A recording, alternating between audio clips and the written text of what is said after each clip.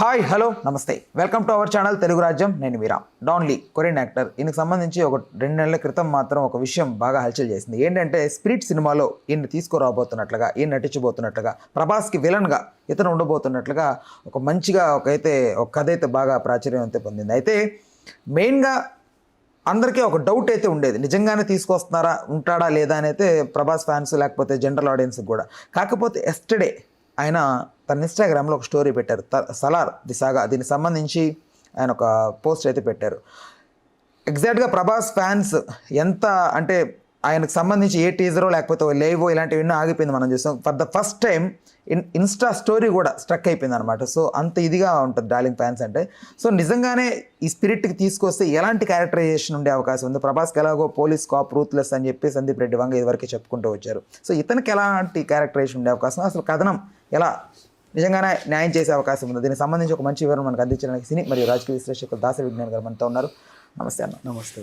సందీప్ రెడ్డి వంగ అంటే ఒక blood bath kind of movies తీస్తుంటారు, బట్ ఇప్పుడు డాంగ్లిని తీసుకొస్తున్నారు.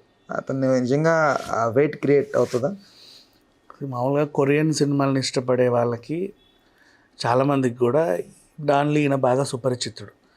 ఇతనికి సపరేట్గా ఒక యాక్షన్ సన్నివేశాలకు ఒక సపరేట్ ఫ్యాన్ బేస్ ఉంది. అదే ఎలా అయితే మన బాలయ్యకి ఒక టైప్ ఫ్యాన్స్ ఉన్నారో యాక్షన్ సీన్స్లో, ప్రభాస్కి ఒక టైప్ ఆఫ్ ఫ్యాన్స్ ఉన్నారో, ఇట్లా కొంతమంది హీరోలకి సల్మాన్ ఖాన్ గారికి, షారూఖ్ ఖాన్ గారికి యాక్షన్ సీన్స్లో కొంతమంది ఫ్యాన్స్ ఉంటారు, అరే వీళ్ళు భలే చేస్తారే అని. అలా ఈయనకంటూ ఒక సపరేట్ ఫ్యాన్ బేస్ ఉంది. అండ్ నౌ ఎప్పటి నుంచో ప్రభాస్ ఫ్యాన్స్ డిమాండ్ ఏంటంటే ఈయన్ని తీసుకొచ్చి ప్రభాస్ గారి కాంబినేషన్లో ఓ సినిమా చేయండి అని. అలా సోషల్ మీడియాలో ఒకరు ఇద్దరు పెట్టగా అది బాగా వైరల్ అయ్యి అందరూ పెట్టడం మొదలుపెట్టారు. అవును కదా భలే కాంబినేషన్ అని. ఎప్పటి నుంచి కాదు, ఎప్పుడు లైగర్ టైం నుంచి వచ్చింది ఇది. లైగర్లో ఆయన్ని తీసుకొచ్చినప్పుడు పూరి జగన్నాథ్, అప్పటి నుంచి అప్పుడు వాళ్ళకి పాన్ ఇండియా లెవెల్లో ఆయన్ని తెచ్చినప్పుడు మన ప్రభాస్కి ఇంకెవరిని ఉంటే బాగుంటుందా అని ఆలోచించుకొని ఈయన పేరుని సజెస్ట్ చేయడం జరిగింది. అప్పట్లో జస్ట్ సోషల్ మీడియా వార్త ఇది, ఎవరు అధికారికంగా ప్రకటించాల. సో అలా అప్పటి నుంచి బాగా వైరల్ అవుతా ఉంది. అండ్ ఇంకొకటి, ఆ క్రికెటర్ మన బన్నీ డ్యాన్సులు చేస్తూ ఉంటాడు, డేవిడ్ వార్నర్. వాళ్ళిద్దరు కాంబినేషన్లో సినిమా వస్తే బాగుండని కూడా చాలా మంది అనుకున్నారు. క్యామియో ఉందంటున్నారు. అలా బేసికలీ ఆ కోరికలు ఉంటాయి కదా చాలా మందికి, కానీ ఇక్కడ వీళ్ళకి సంబంధమే లేదు. కానీ ఉంటే బాగుండు అని కొంచెం ఓ టైప్ ఆఫ్ ఆలోచన. అయితే కల్కి సినిమా ఉంది కదా, దీంట్లో ఆయన పాత్ర ఉంది కదా, ఆయన ఎవరు, ఆ యాక్టర్ పేరు నాకు గుర్తులేదు. కమల్ హాసన్కి మెయిన్ ఏజెంట్ కింద ఉండి అందరికి హెచ్చరించి పైకి తీసుకెళ్ళి ఆయన, ఆ క్యారెక్టర్ డాన్లీకి ఇచ్చుంటే బాగుండు అని చాలా మంది అన్నారు. అయితే కమల్ హాసన్ క్యారెక్టర్ని ఏం చేయలేరు కదా, లోకనాయకుడు అంటే ఆ క్యారెక్టర్ అయిందే. ఇంకా సో డాన్లీని ఇరికిస్తే ఎక్కడ ఇరికించవచ్చు? అమితాబ్ బచ్చన్ ఉన్నాడు, ప్రభాస్, ఇంతమంది ఉన్నారు కదా. ఆ క్యారెక్టర్ కనుక డాన్లీకి ఇచ్చుంటే అసలు ఆ ఫేస్లు కూడా సెట్ అయ్యేవి. ఆయన అలాగే ఉంటాడు, ఆయన కూడా అనుకున్నారు. సరే పోనీలే, నెక్స్ట్ ఏ క్యారెక్టర్ అయితే ఎవరైనా బాగానే చేశారు. ఇప్పుడు స్పిరిట్కి అంటగట్టారు ఆ ఫేస్ని, ఖచ్చితంగా ఉంటుంది, వస్తాడని అనుకునే టైంలో ఆయనంతటా ఆయనే సలార్ 2 పోస్టర్ రిలీజ్ చేశాడు. అదే నాకు అర్థం కాలంటే సలారా స్పిరిట్ సలార్ 2 పోస్టర్ రిలీజ్ చేసింది సలార్ 2 పోస్టరే. ఓకే, బట్ ఇది దేంట్లో ఉంటాడు ఇప్పుడు? సలార్ 2లో ఉంటాడా? అంటే మనకి ఇది రాలేదు, అది రాలేదు ఇంకా. ఇప్పుడు ఇది వచ్చినా ఆయన ఈ పోస్టర్ రిలీజ్ చేశాడు అంటే ఒకటి అనుకోవచ్చు, ఈ యాక్టర్తో నేను సినిమా చేయబోతున్నాను అని లీడా, లేకపోతే ఈ సినిమాలో నేను ఉన్నాను అనే ఒక లీడా, లేదు అంటే నన్ను ప్రభాస్ సినిమాతో చూడాలనుకుంటున్నారు కదా చాలామంది సోషల్ మీడియాలో, ఆయన పోస్టర్ ఏదో బాగుందని ఊరికే సరదాగా పెట్టుకున్నాడో తెలియదు. బట్ అంతటి క్యారెక్టర్ ఉంటే ఇప్పుడు లాజికల్గా ఆలోచిస్తే అంత పెద్ద క్యారెక్టర్ నిజంగా చేస్తుంది అంటే టీం అధికారికంగా ప్రకటించిన తర్వాత వాళ్ళు రివీల్ చేసుకుంటారు. వాళ్ళంతటి వాళ్ళు పెట్టరు కదా బేసిక్గా. టీం అధికారికంగా అంటే అదొక మర్యాద. మా సినిమాలు ఇప్పుడు కన్నప్పలో అక్షయ్ కుమార్ గారు ఉన్నారు, ప్రభాస్, వాళ్ళు ఎలా అయితే చెప్పుకుంటున్నారో, ఇప్పుడు కల్కిలో అమితాబ్ గారు ఉన్నారు, వీళ్ళు ఎలా చెప్పుకుంటున్నారో, బ్రహ్మాస్త్రాలో వాళ్ళు ఉన్నారని ఎలా చెప్తారు ముందుగా, అదొక మర్యాద అనమాట. పలానా ఆయన మా దగ్గర ఉన్నాడు. సేమ్ లైగర్ కూడా అంతే కదా, ఆయన నటిస్తున్నాడు, అక్కడి నుంచి వచ్చాడు అని చెప్పారు. ఇలా అదొక మర్యాద. వీళ్ళు ఇచ్చిన తర్వాత వాళ్ళు లీకులు చేసుకుంటారు. సో వాళ్ళతో వాళ్ళు పెట్టారంటే ఇది కొత్త అనుమానాలు, ఇది ఒక స్ట్రాటజీయా లేకపోతే ఇంకేమన్నా అనిపిస్తుంది. బట్ ఏదేమైనా అభిమానుల కోరిక తీరుతుందో లేదో తెలియదు కానీ మనసులు మాత్రం సాటిస్ఫై అయ్యాయి. హోంబోలి 3 ఫిలిమ్స్ కమిట్మెంట్ ఇచ్చాడు, సైన్ చేసేసాడు. ఆ 3 ఫిలిమ్స్ కూడా ఏంటంటే ఇవే యూనివర్స్లు ఉంటాయంట. అదే ఇప్పుడు ఫర్ ఎగ్జాంపుల్ క్రాస్ ఓవర్స్ ఇప్పుడు సలారు ఈయన ఆ ప్రశాంత్ నీల్తో వచ్చే ఎన్టీఆర్, తర్వాత ఆయన ప్లేస్ ఈయన, కేజీఎఫ్ ప్లేస్ సలారు, అంటే కాంబినేషన్స్ సెట్ అయ్యే అవకాశాలు ఉన్నాయని చెప్పేసి వార్త.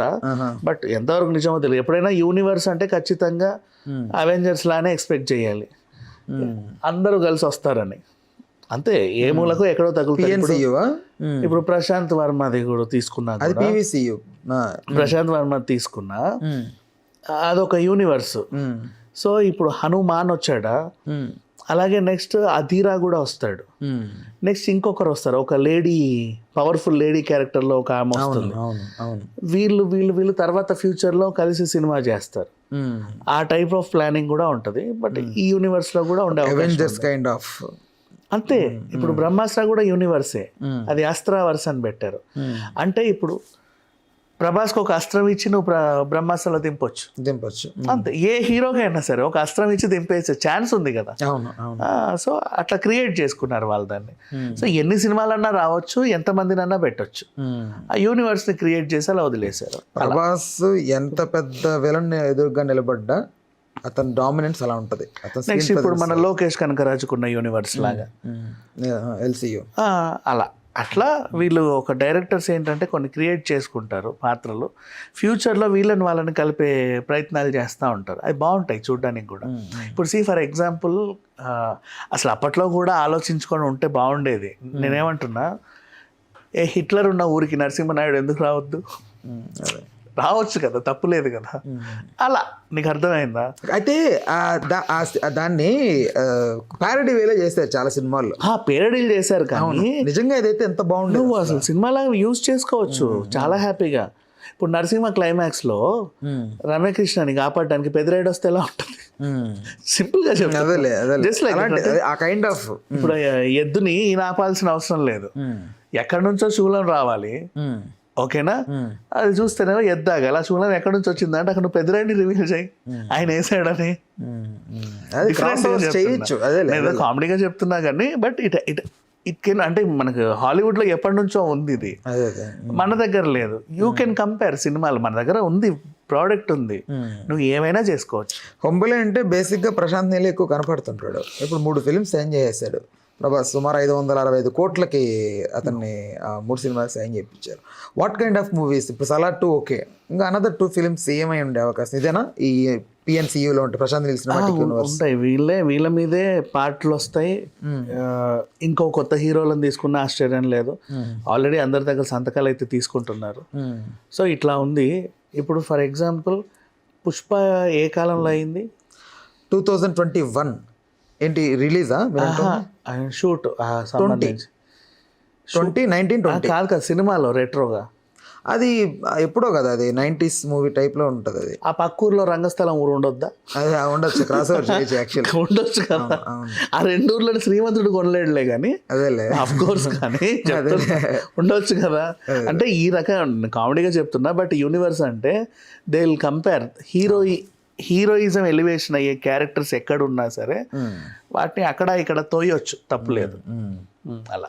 Okay, right. థ్యాంక్స్ అన్న, thanks for information. So video చూస్తున్న మీకు రైట్, డాంగ్లీ గారు సలార్ 2లో ఉంటే బాగుంటుంది అనుకుంటున్నారా, లేదా స్పిరిట్లో ఉంటే ఇది బాగుంటుంది అనుకుంటారా? మీ అయితే ఖచ్చితంగా కామెంట్ రూపంలో మీ ఒపీనియన్ అయితే తెలియజేయండి. Right, thank you so much. Please do subscribe to Telugu Rajyam channel. Please do subscribe to Telugu Rajyam channel. Please do subscribe to Telugu Rajyam channel. Hi అండి, నేను మీ ఆర్పీని, నెల్లూరు పెద్దారెడ్డి చేపల పులుసు ఓనర్ని. మీరు తెలుగు రాజ్యం అనే ఈ యూట్యూబ్ ఛానల్ సబ్స్క్రైబ్ చేసుకుని మంచి మంచి వీడియోలతో వస్తారు. Thank you so much. Hi people, I'm Sonakshi Verma and you please watch Telugu Rajyam and please subscribe to the channel.